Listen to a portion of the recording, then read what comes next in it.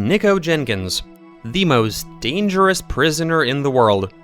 Pancake everyone, dear friends. In the spring of 2017, Nikko Jenkins, a cold-blooded murderer who took the lives of 4 people, was sentenced to death in Nebraska. The criminal tried in any available way and is still trying to postpone the execution of the court's decision, declaring his insanity, causing physical injury, and attempting suicide.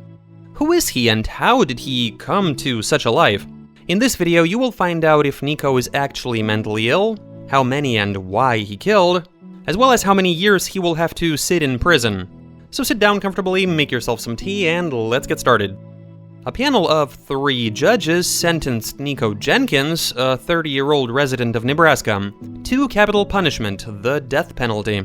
The man who brutally killed 4 people claimed that he sacrificed people on orders from the Egyptian snake god. Jenkins committed the murders in August of 2013, the first of them just 11 days after his release from prison, where he had served a sentence for car theft.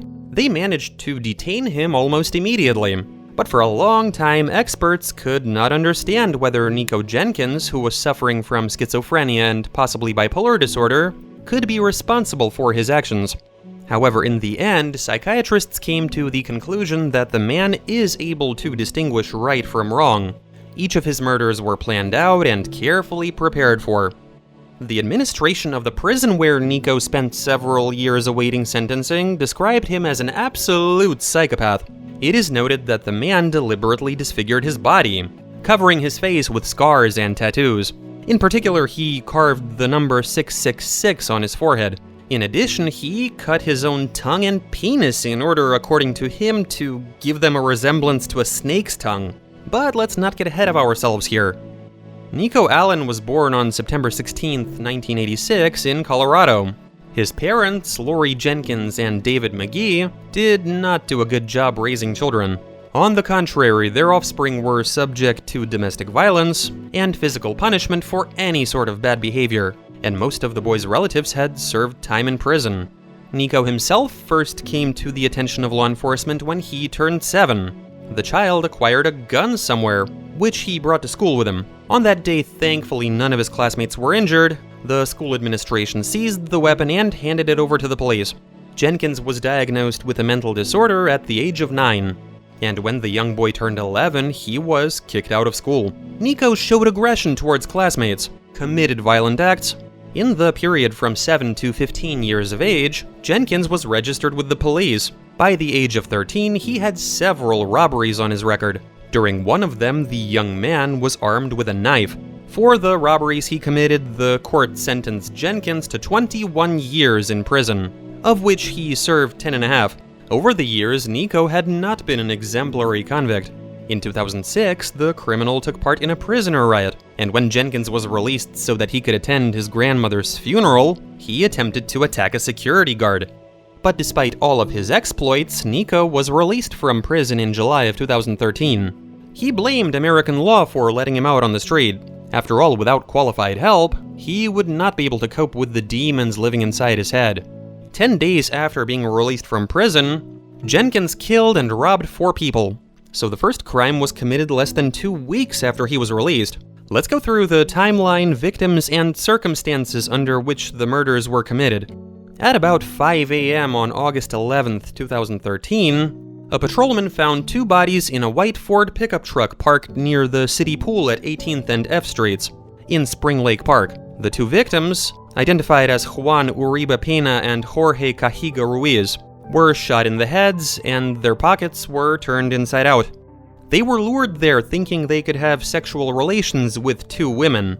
An accidental double murder marked the beginning of Jenkins' fun, less than 2 weeks after his release from prison on July 30th. On August 19th at about 7 a.m., the body of Curtis Bradford was found, near a separate garage at 18th and Clark Streets, by a man returning home from a night shift at a store. Investigators arrived on the scene and found 2 bullet wounds in Bradford's back. It later emerged that Bradford and Jenkins had posed for a Facebook photo posted the day before. Bradford will be the only victim that Jenkins knew. The 4th and final victim of Jenkins, Andrea Kruger, was discovered on August 21st. at around 2:15 a.m. by a sheriff's deputy who was responding to a call. Her body was found lying on the road at 168th Street and 4th Street, with multiple wounds from a 12-gauge shotgun on her face, neck, and shoulder. Kruger was returning home after a bartender's shift near 178th Street and Pacific Street. Surveillance footage showed her locking up the Deja Vu waiting room at 1:47 a.m.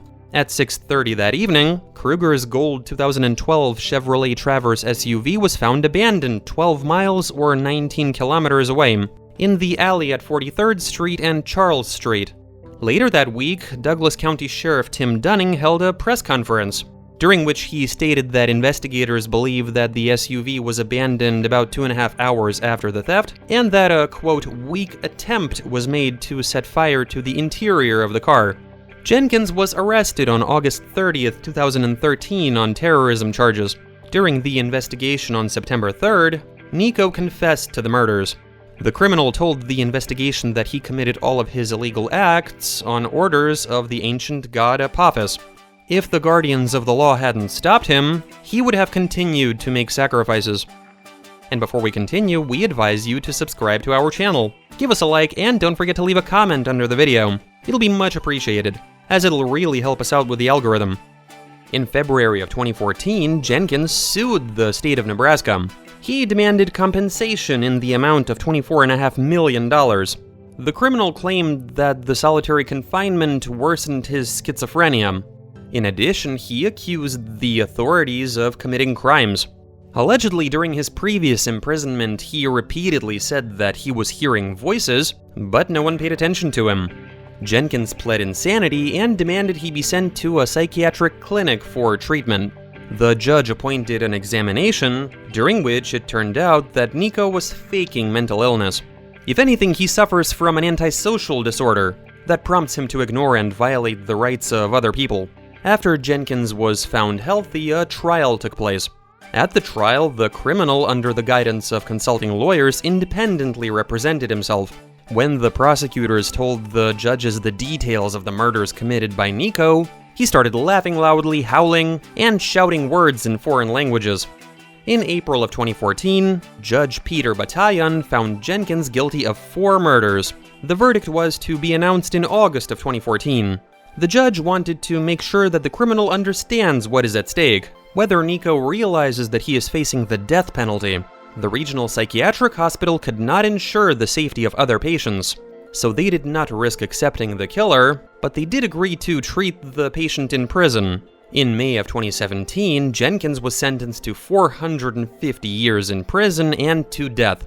To try to prove his insanity, Nikko cut his tongue in two, and when that didn't help, he tried to cut off his male reproductive organ.